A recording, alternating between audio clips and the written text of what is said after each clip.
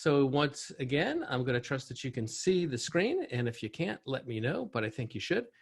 The key points, what we need to find out when we're going to start to work with any buyer or any seller for that matter, is are they ready, willing, and able to do business right now, right? Are they ready, willing, and able to do business today? And so when we really start to think about that, what are we talking about? There's this intersection of all these three things. And again, it has to do with, are they ready, willing, and able to act now? Now, if they're not ready to act now, that doesn't mean that we don't still work with them. That doesn't mean that we don't still follow them. It simply means that we're going to cultivate those relationships a little bit longer and only begin to start to show them homes when they're truly ready to put an offer in. One of the things I'd encourage you to keep conscious of is, what's your average days on market in the towns that you do business on? That's a statistic that you can find in the MLS. Does anybody know what the average days on market is for the towns that you're focusing your business on? Does anybody know that off the top of their head? Because it's different in each one of your towns, right? But does anybody know? I'd encourage you to find out. I think what's happening is homes are selling much quicker now. But if you look at the average days on market, what you're doing is you're taking truly the average. You're taking the shortest and the longest and everything in between. You're adding all those days on market. You're dividing it by the number of properties that were in the sample, and you're coming up with a statistical average. Javier says 156 days on market on average. That's really, really long. I don't know what market that is. Historically, typically New Jersey, most parts of New Jersey typically trend around 60 to 80 days. However, different markets are different, right? My point is this: if the average home is on the market for 60 days, 90 days, something along those lines, and you have a buyer that wants to go out and start exploring and looking at homes when they're not ready to act for 6 months, well, we got to make some decisions around that, right? Because if you're not really prepared to take action for another 4 to 6 months, the home you're likely to buy isn't even on the market yet. So why would we go out now? I think you have some business decisions to make about how you use your time. And in the beginning of your career, while you have more time than clients probably, look, you could be a little flexible with your time. You can go out and start to tour neighborhoods with buyers just so they get comfortable with what neighborhoods look like, where things are located, what kind of quality homes they can buy in the price range that they think they're interested in. But really what we're looking for is these three things. Are you ready? Are you ready to act now if we had the opportunity? Now, what would constitute readiness for you? I've left somebody to unmute or just put in chat. What would constitute somebody that's ready to take action right now on buying a house? I suppose their financial situation, meaning their finances are in place. Yeah, their finances are in place. They're ready. They're pre-qualified because look, in a lot of markets right now, things are flying off the shelves. In a lot of markets right now, I'm still hearing that homes are going under multiple contracts in less than a few days. And so if you find your dream home and you want to submit an offer and it's going to take you 48 hours to get your pre-qualification in place, you're going to lose it, right? So finances are part of it, right? How about the ability? The ability is part of that as well, right? You're financially able to do it. Is there someone else who has a say in this? Are there other stakeholders? Do you need the approval? Maybe mom and dad are giving you your down payment money, and so they're not going to give you that money if it's not a house that they sign off on. And so they're going to have to take a look at it as well, but they're not in town right now. There's somebody who maybe isn't able right now. And then the key one is are you really willing? It's not willingness to be a homeowner. I think there's a lot of us that are willing to be a homeowner. Are you willing to do what it takes to make it happen? Are you willing to do what it takes? When we get into the session next week, I believe, on showing homes, how to properly show homes so that people make decisions, one of the questions that we encourage you to ask is around how people perceive themselves in terms of a competitive nature. Do you see yourself as a competitive person? And when you ask that question, what do you think most people are going to say? Do you see yourself as competitive? Do you play to win when you play the game? Absolutely. I think everybody, for the most part, says, yeah, when I play to win. I'm pretty competitive. Okay. Then if you're truly competitive, one of the things that may end up happening is when we find a home and there's competition, you're going to need to really act quickly and you're going to need to act strong. And so are you really willing to do what it takes? I had a coaching client last week who I was talking to, and she's put in offer after offer after offer with this buyer. And she's always looking at properties. She wants to see properties that are fresh to the market. All these properties are very competitive. Every single time she finds herself in a competitive bidding situation with 5 or 10 other buyers bidding on this property. And she insists on putting in an offer below the asking price with the belief that, she's a woman of faith. She believes God will look after her, and she's, going to just hope that she gets a miracle. And that's her words. She's hoping for a miracle. I believe in miracles. I do believe in miracles. They're not a good business model, though. They're not. And so if you're not really willing to do what it takes right now, all of these things are filters on, have you earned the right to my time? And that's the way I want you to think about this. Jason was spot on. Your time is your most precious commodity. Who earns the right to your time? Where you give your time is going to determine the quality of a life that you have, right? And so when you're giving time to people who don't have the right to your time, you're taking time away from people that do, right? And so we've got to have a systematic way of really figuring out, where do you fit into the ready, willing, and able? And when all three of these tumblers kind of click and you're ready to do business now, then we schedule a consultation. And then we schedule consultation to really determine your wants and your needs and all that stuff. We don't do consultations really on the phone if we can avoid it. Now, in a pandemic, we've had to do more of that, right? But in the best of all worlds, and we'll talk about preparing for the consultation next time, in the best of all worlds, these are really done in a sit down, right? Where you can kind of be face to face. You're going to have a consultation guide that you're going to go through. But look, in a pandemic, we adapt, right? So the filter, ready, willing, and able to earn the right to my time. And the tool that we're going to use is something that we call the lead sheet, right? And the lead sheet, for those of you who just finished Ignite, if you go on the KW University website and you go into the Ignite coursework, this is Ignite 2.0, in the toolkit there's a copy of this lead sheet. And everyone who is on the email distribution list for this new agent launch will get this lead sheet at about noon today.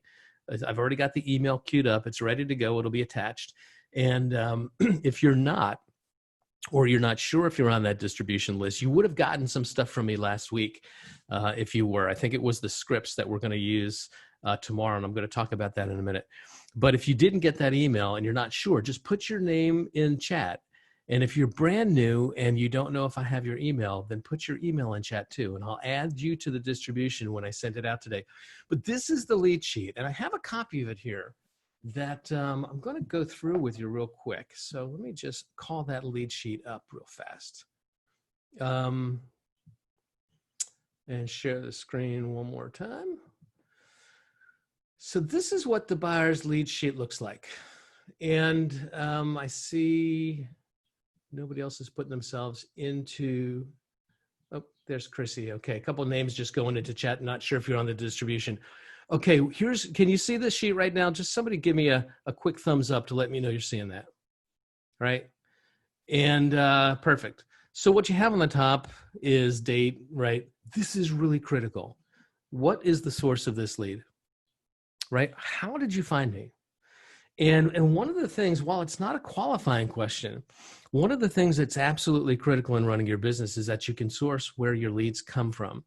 Because over time, what you're going to start to do is you're going to start to track backwards from leads that make it all the way to the closing table and see where the source of those are. Because what you're going to find is certain lead sources probably are better than others in terms of generating deals that close. And at the end of the day, since your time is your most precious resource, once you know which are the lead sources that tend to get to the closing table, I'm going to spend more time cultivating that source, right? Some of you guys may be taking the lead generation 3612-3 class that kicks off today at 1:00, I think. 1:00. And we're going to talk about a lot of different lead generation strategies over the course of that series. But the first part of the lead sheet is, where did this lead come from? And you're going to really want to make sure that you ask that question. Then there's just some basic contact information, name, email, street address. You know, some of these other things that are useful to know, like children's names. Sometimes people put down pets' names just because it's the ability to have a conversation when you follow back up again.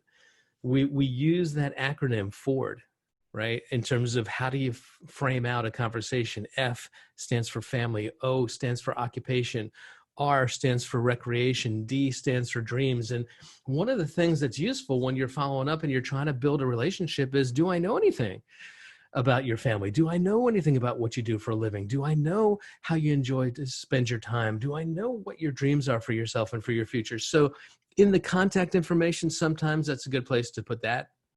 What's the best way to get in touch with you? Is it better to reach you by text? Is it better to reach you by phone, right? You always want to make sure that you know that. And now you start to get into some of the key questions. Now, what I'm going to tell you is that these are not necessarily in any specific order.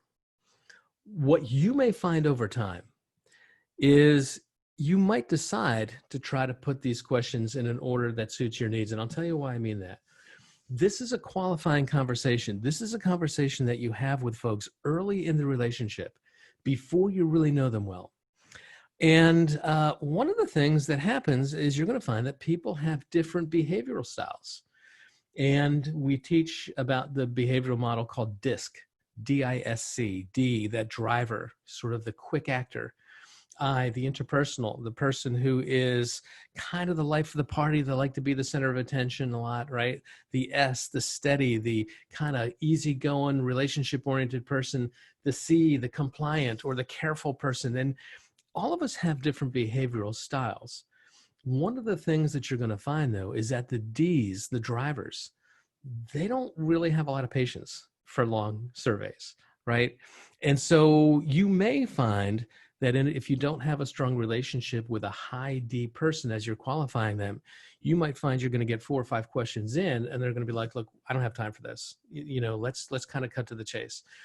And if that happens, one of the things that you do want to do is make sure that the questions that yield you the most important information, you get out on the table first, right? So this is not necessarily the order. You're going to find your own order as you go.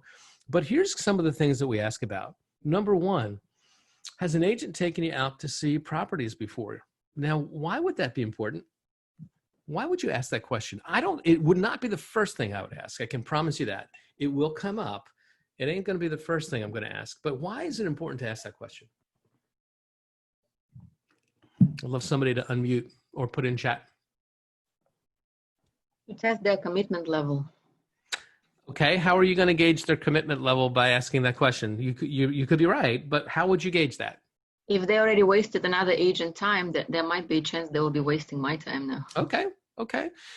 Aria says they might have an agreement with another agent, right? That's one of the things that we have to be careful of. If they have a fiduciary agreement, a signed buyer's agency contract with someone else, then we really can't interfere with that, right? I remember one time years ago, I got a phone call from a woman, and she identified who she was, and she wanted to see some new construction in a town not too far from where I live. And I was certainly happy to show properties and whatever, but her name sounded familiar. And I said, your name, have we spoken before? And she said, no. And I said, your name is such and such. I said, are you related to? And I mentioned someone by the last name. And she says, yeah, that's my husband.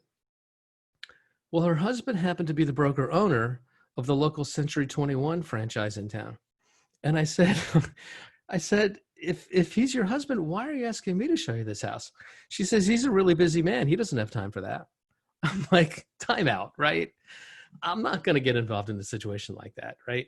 But the thing is, we want to know if you have a relationship. I don't want to step on anybody's toes. A lot of times, though, people don't have a signed relationship. They don't have a signed agreement. And you have to be careful. You don't want to be interfering with someone else's relationship if they say, I don't have a signed contract, but Mary Jones has shown me some homes already. You don't want to immediately say, well, you don't want to work with Mary. She's no good. You should work with me, right? That would be a pretty big code of ethics violation. But I think you want to probe a little bit. I'm curious, what is it that has you, out looking to speak with another agent? Is something not happening in that relationship there? Because first things first, you just want to make sure that you're not stepping on any toes or violating a relationship. Now, a lot of times the way that you can either ask that just as directly as that, has any agent taken you out to show you homes? Or you can kind of back into that. Have you seen any homes yet? Or this be the first trip? But get that question on the table. Is there anybody else buying a home with you? Why would that be important? Of those three things, ready, willing, and able, would a co-buyer fit into that situation? Sure. Because if it's going to be husband and wife who are going to buy a house together, and I'm only showing a home to one of the parties, we're not going to be able to make a decision right away, right? And so you're really not able to move forward until I make a second trip, and that's just not really efficient. And in a market where homes sell quickly, it's just not smart. We've got to make sure that all the decision makers are there, right? Who's going to be living in the home? Why would that be important? Why would that be an important question about qualifying? Any thoughts around that? Just to understand what their needs are and how to better help. And maybe there's some features that the home should have. Exactly. Maybe no steps, maybe one floor living. Exactly right. Maybe what's going to happen is I have an older parent who's going to be moving in with us. And so I need a first floor bath. Maybe I need an au pair. Because we all work and I have to have somebody who can, be there with the kids when we go back to school, whatever it is, right? Knowing how the home is going to be used and who's going to be living in it is really important because it's going to help you think about what kind of inventory you look at. How long have you been looking for a home? That's going to be a pretty good question around motivation. You're going to find sometimes people who will come up and say, you know what? We've been looking for homes now for 2 years. I was talking to somebody over the weekend. An agent in one of our market centers who had a buyer lead who came to her and said that she's been actively looking for homes for 2 years. Hold up. Why? Right? What's not happening? If you're looking for 2 years, something is not clicking in the ready, willing, and able. And I think in that instance, the flaw was willing. She wanted a home outside of what she could afford. She wanted a quality that she couldn't afford. My mother used to say all the time that she had champagne taste and a beer budget, right? And I know, I get that.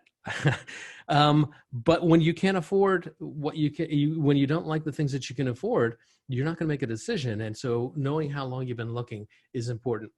I'm curious, why are you moving? Why would that be important? Back to motivation, but why would that be important? Again, understanding maybe time frame, timeline, just to help us figure out how to better use our time wisely. And what you learn, and you may know this already, is that the biggest predictor of human behavior is emotion. And what we need to ask is to kind of go deeper on some of these questions. I don't like the question number 5, the way that it's framed. Why are you moving? And the reason why I don't like it is because of that word why.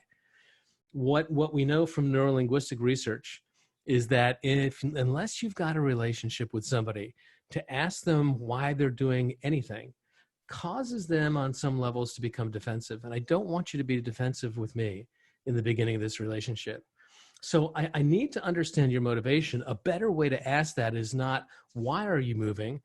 It's probably more something a little softer. What brings you into the market right now? What's happening that is going on right now in your life that causes you to want to buy a house, right? It's just a slight little tweak, but it allows them to explain what their needs are without feeling the need to defend themselves, which is kind of an unconscious neurolinguistic thing that I just want you to be aware of. But we know that behavior is driven by emotion. And so what we really want to kind of go deep around is, what's the emotional driver? And so when we ask people what's bringing you into the market right now, well, we want to buy our first place. Terrific. That's exciting. What is it that has you thinking about being a homeowner as opposed to being a renter? Well, one of the things that I know is that, when you own a home, you start to build up some equity. And right now I'm just paying the landlord and all that money's going out the door. Well, what would happen if you started to keep some of that money for yourself? Well, then I would start to feel a little bit more financially secure. And what would that do for you? Then I would have a little bit more peace of mind. We're starting to get into the emotional drivers here, right? So asking that question around, why are you moving? Why is it important to you? What happens for you when you buy this home? Do you own or do you rent? Really good question here, because if people rent, do you know when the lease is up? Are you able to break the lease? Are you willing to break the lease? Can you sublet out if need be, right? If they own the home currently, do you need to sell that before you buy another one? If the money that you're going to buy this next house with is tied up in the equity of an existing house, is that house on the market yet? Is it under contract yet? Is that contract progressing in a good way? Because again, we go back to ready, willing, and able. If I'm not financially able to buy the house until I take some of my down payment money out of my existing house, and my existing house isn't even on the market yet, then I'm really not able to do much right now, right? So those are important questions to ask. Have you signed a listing agreement at least with an agent to list that house? If not, there's potential opportunity there for you, right? What would be a good time for us to get together so I can give you a market analysis of your own home? Are you going to be financing this house, or is it going to be cash, right? You'd be surprised. There's a lot of cash deals out there right now. I think a lot of us think that everybody's going to go for financing. Not everyone does, right? So will you be cash or will you not be cash? Sometimes people ask a question and they're qualifying, and it's a little tongue in cheek sometimes. Are you in the market to just buy one home, or are you going to be buying more than one today? And sometimes it's said as a way of kind of joking around a little bit and lightening the mood. But you're going to find that you're going to come across people who are in fact investor buyers who are in a position to buy multiple homes. And if you build a strong relationship with them, then you're going to get the opportunity to do that. If they are going to need financing, have they been pre-approved yet? Who is the lender? Do you need a lender recommendation, right? So this checklist just kind of guides this conversation, right? What's your comfort zone from a price? What price are you comfortable with? And to Jason's point before, I think the question is frequently, what's your monthly payment? That's the thing that people live with. It's one thing to say, I'm comfortable buying a house up to $500,000.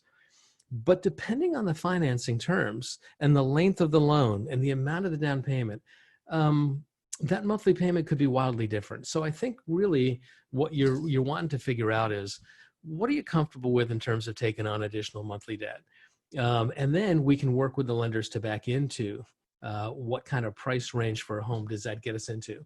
Is anybody else involved in the buying decision on a scale of 1 to 10, meaning you must buy the home as quickly as possible, and 1 meaning you're not sure if you're even going to buy one at all? Where would you rate yourself? I think those kinds of scaling questions on a scale of 1 to 10 are really useful, because they really ask people to think about it and evaluate it, as opposed to asking somebody, how would you rate your motivation? Oh, I'm motivated. Yeah, I'm really motivated. Okay, what does that really mean? A scaling question really is a good way to ask that. When do you need to be in it? Because we know that even if we put an offer and get an offer accepted today, we're not going to be in it right away. And so then it goes on to, I'd love to help you out. When can we schedule a time? So this is just kind of a buyer's lead sheet. This one exists in the toolkit in the Ignite course. I will email this to everyone who is on the distribution list. And I see a couple of new names who've just popped up on there. This is a template though. This is not the be all and end all. This is a good starting point. You're going to find for yourself that there may be other questions that you want to ask. There may be some other questions that give you some really good information. Is there anything that you can think of right now that was not on that lead sheet? That's a question that maybe you'd kind of like to ask. You'd kind of like to know about. Anybody have some other questions? I see the chat box just lit up, so let's take a look and see if a question went in there. Nope. Just another email address. Okay. Well, use that as a starting point. and then add more questions as you go. Here's how you're going to find out if you need to ask more questions on your qualifying. If you suddenly find that as you're trying to move forward with the buyer, there's a snag, something happened that causes us to have problems, that you begin to say, gee, if I knew this ahead of time, I wouldn't have this problem today. That's usually a question that you should probably go back and figure out how do you put it into your qualification, right? Your lead sheet. Okay, we're going to move onward and upward here. Once we determine, are you ready, willing, and able to do business today? We're going to need a classification scheme if they're not. And I don't care whether you call your leads A leads, B leads, C leads. I don't care whether you call them, hot, cold, medium. But we need some sort of classification to figure out who do we think is going to act the quickest, who's kind of mid-range, and then who's a little further out. For me personally, in my business, if you were going to take action within 30 days or less, I called you an A lead. And my A leads are going to get followed closely. They're going to hear from me, virtually every day, right? Some people tighten that up to 2 weeks, right? That if you're not ready to act in 2 weeks, you don't qualify it as an A lead for them. I think the differentiator on that is how busy are you? If you've got a lot of business, if you're running a team and your team has inside sales agents who are doing lead generation for you on a daily basis, and they're putting you in the path of 15 or 20 or 30 new buyer leads every single week, and you are in the position to do 2 or 3 buyers consultations every single day. And believe me, there's people that are doing that. Well, then you're probably going to need to take action faster in order to be considered an A. But for me, 30 days would do it. A B lead is 30 to 90 days. For me, a C lead is 90 days or more. But I probably wouldn't really consider you a lead like this. If you weren't ready to do business within at least a year, I'm not going to take you out and show you houses if you're a year away. But if I really do believe that you're going to make a decision to buy within a year, then I want to follow you differently. I don't want to just put you on a regular old drip campaign smart plan in my database. If I know that you have that level of interest, I'm going to probably follow you a little bit differently. So you decide how you want to classify them. But the idea is this: we capture the lead through whatever lead source we use. We connect with them using this qualification lead sheet. We ask the questions to determine, are you ready, willing, and able to move forward now? If the answer is yes, we are, we close for the appointment, which is the consultation appointment. And if not, we cultivate. We just cultivate them a little bit longer. We put them in a different smart plan. We stay engaged with them. We keep reevaluating. And then when they're ready to move forward, then we close for the appointment. The ABCs of real estate, it's kind of a phrase people talk about, made popular in the movie Glengarry Glen Ross, right? Always be closing. Coffee is for closers. It's not really accurate, right? We close for the commitment of time. When we're ready to meet, we close for an appointment.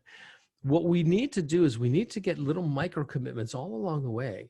I need to get you to commit to take the next step with me as we move through the cultivation stage. What would be the next thing you would be willing to do? We'll talk more about that in a second. But we really only close for a commitment of time. And to unpack that, if you want to think about your sales funnel in this way, I like this visual in some ways. In the very top of the funnel are people that we're going to get as buyer leads who aren't really ready yet. They're not really interested yet. They're just kind of curious. They're poking around. They know that, at some point they're going to buy a house. And so they start maybe cruising around at open houses and just kind of getting a sense of what stuff looks like in certain neighborhoods, right? But they're really not ready to move forward in any meaningful way yet. The next phase, as they start to move closer, is once they start to say, okay, yeah, it's now on my radar screen. It's on my time horizon. I'm interested in doing this, right? And they start to get more information. They start to learn about the process. The next stage in this pipeline, in this funnel, is really making some decisions. Who am I going to work with? How much can I afford? Where do I want to live, right? And then finally, after they begin to go out and start to make some decisions with an agent and start to get qualified and start to look at homes, they're going to take action, right? And so we're going to need to have a system that kind of moves people through all these different steps of the funnel, right? And so we call this actually a sales pipeline. That's the term that we use in sales. It's kind of a pipeline. And the beauty of pipelines is that they're transportation devices. They move things from one place to another. That's what a pipeline does, right? If I have an oil pipeline that moves oil from Alaska to a refinery in the Gulf of Mexico, the pipeline is a tool that allows that movement to happen. And the way that we make movement happen is through action, is through committed action, right? Always be closing. Here's my little real estate algebra. ABC equals BS. Always be closing is wrong. It's BS, right? BS standing for bad sales, right? It's just bad strategy. But we do close when it's time and the action point. But in between, we've got to cultivate with micro steps. We've got to cultivate them to move them through by asking them, what's the next level of commitment that you're willing to take? It's not time for us to meet. But what would you do? Would you be willing to start to take a look at, I don't know, think about a family that's saying that they're moving, they're going to buy their first house, school districts are really important. Then maybe what I do is I send them a link to the state of New Jersey's Division on Education, where they can start to scope out the schools and kind of narrow down what towns do you think you might have interest in. Would that be something that you would take that step with me? Would you be willing to get pre-qualified by a lender? I can promise you that no one up in this stage is going to do that, but down in this stage, they probably are. And so as we're working people through the pipeline, what we're trying to do is think about what would be the next logical thing that you'd be willing to do that would move a little bit incrementally closer to the action that we want you to take. And I need to get you to commit to do that next step. And then when I follow up, I'm going to ask, hey, did you get a chance to do that next step? If the answer is yes, terrific. Then I'm going to take another step. If the answer is no, then I'm going to evaluate, perhaps your motivation isn't there. Perhaps that was too big a step for you to take, and there's something that you can do that is not as big a commitment. But the point is, the only way to move people through this process is to get them to commit to take another step with you, a little micro step. We're agents in all kinds of businesses. This is just sales 101. This is not specific to real estate. There are people that are in sales in all industries who believe that they've got a big pipeline of leads, but none of those leads are moving forward. None of those are moving closer to an action. They're just a stagnant pile of leads. They're just kind of festering. Think about water. When water flows, it's healthy. When water flows, there's oxygen. When water flows, life can live in that water. When water stands stagnant, it dies. It gets funky. There's gross stuff that grows on top of it.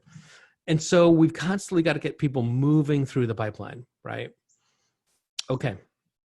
Now, how do we do that in Command? This is your Command portal. How many of you guys, just put in chat or unmute and tell me, how many of you guys have not yet been in Command? Is there anybody who's not been in Command yet? And if you haven't, that's cool, but I just want us to get a sense of where we are. I see a question in chat, which I'm going to get to in a second. I want to show you something. I want to open up my Command then. I just want to make sure that you can see where we follow these leads and move them through the pipeline in Command. But before I do that, there's a question here that says, how is this process different if you obtain the leads at an open house? It's a great question. And I think one of the things we're going to do is we're going to do the same thing. It's not really different very much. How did you find us today? How did you find the open house? We're still going to try to determine which part of our marketing brought you in, right? And then we're going to ask lots of questions. Hey, is this the first house that you've seen? No, I've seen other houses. Terrific. Are all the houses that you've seen at an open house, or has an agent actually brought you inside? No, everything that we've seen is an open house. I don't have a relationship with an agent. Terrific. Or, you know what, actually, I do have an agent, and we've been, seeing a lot of houses with her. Just turns out that she's not available today, but she asked us to come and look at this one, right? It's a different piece of information there about that relationship. And so if that's where you are, then it becomes a little bit hands-off at that time if it's a committed relationship, and we don't necessarily need to do a lot of the rest of the pre-qual. But if it turns out that, they don't have a relationship, then we just go through the same kind of lead sheet. Guys, I think it's a perfectly acceptable thing to do, to have a lead sheet right at the open house. And it's not, you're not going to ask them to complete it. It's not like a survey, but have it on a clipboard. And as you walk through the house, just prompt yourself with some of these questions. There's nothing at all wrong with having a cheat sheet. You don't have to have this all memorized. So anyway, that's how I would answer that question. In the last couple minutes, real quick, I do want to get into my command. I just want to show you how to find this and see if I can do a final screen share here. Screen share. You should be seeing my command account right here. If not, somebody tell me. Otherwise, I'm going to assume that you do. In the upper left-hand corner, you're going to see the red KW, and I've expanded open so that I can show you what we're going to call opportunities. Command kind of has its own little language. In command, we call leads someone that we've got a one-way relationship with. I know who you are. I've got valid communication ways to reach you, but we don't have an engaged conversation going yet. That's what we're calling a lead in command. Has nothing to do with they're ready, willing, and able to buy a house. That is what we're calling in command opportunities. When we've determined that they do have a need, they do have an interest, that they've moved into that pipeline, then we're going to call them opportunities. When you go into opportunities, what you're going to do is you're going to click on that and you're going to see we have lots of different kinds. We've got listing opportunities, we've got buyer opportunities, and we've got lease opportunities. And this idea of moving people through this pipeline, moving people through the funnel, this happens right here. Let's look at listings and let's look at the first phase, which we call cultivation. When you've got someone in your database who meets the criteria, who's looking to purchase a house in a time frame that you believe, or to sell a house in a time frame that you believe is acceptable, we call them an opportunity and we put them in the cultivation stage. So if I click on that, you're going to see different categories. And this one right here is just a sample. This is AA seller. This is my seller leads.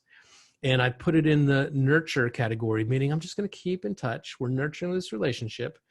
I'm going to ask you to commit to what's the next step that you would take to move through the pipeline to get closer to listing your home, right? Same process with buyers. I know this is qualifying buyers. I just want to show you how command works. It would be the exact same. This would be AA buyer in that instance. When we click on that actual client and call up their client sheet, one of the things that I do, and other people have different ways of doing it, but one of the things that I do to keep track of what was the micro commitment that I asked them to take so that when I follow up with them again, we can have a conversation, is I just put it right here in notes. I go to the notes page and I see this is the note that I put in, and it tells me whatever it was that I asked them to do. In this instance, on AA seller, who was in the nurture phase, we were thinking about getting ready to list your home, and they needed to have the house decluttered first. There was a lot of stuff they had to get rid of. Well, maybe one of the very first things I could ask them to do is start to take an inventory of what are some of the things you're going to have to get rid of, right? How much stuff are you going to have to sell? Do you want to have a yard sale first? Do you want to do it a different way? But the committed action is right here in notes. And then when I follow back up, I ask them, did you take that next step? If so, we give them another step, and that's how we move people through the pipeline. So the takeaway for today, right? The thing I wanted you guys to see today was I wanted you to see the lead sheet, use the lead sheet, and we want to have that kind of a conversation before we get too far along. And it really is an art to practice, is to guide that conversation and make it conversational, right? This is not a police investigation. This is not something that is an interrogation. This just becomes conversational. So to that end, we practice, right? We practice. On Tuesdays, I believe at 10, let me just see what time. I might have moved that around a little bit. You should have gotten an email from me. Yeah, tomorrow at 10. We're going to do script practice. And I've already emailed out scripts for tomorrow for those of you who want to take part in it. It's going to be new to KW scripts or new to the industry scripts. These are lead generation scripts. But later on in the month, we're going to practice buyer qualification. We're going to do it the same way. We're going to jump into a Zoom room. I'm going to break you into groups of 2 or 3.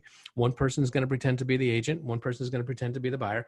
And we're just going to go through that lead sheet together and ask those questions and start to build some confidence in guiding that conversation and in a way that becomes more and more natural. Right. So the lead sheet was really important takeaway from today.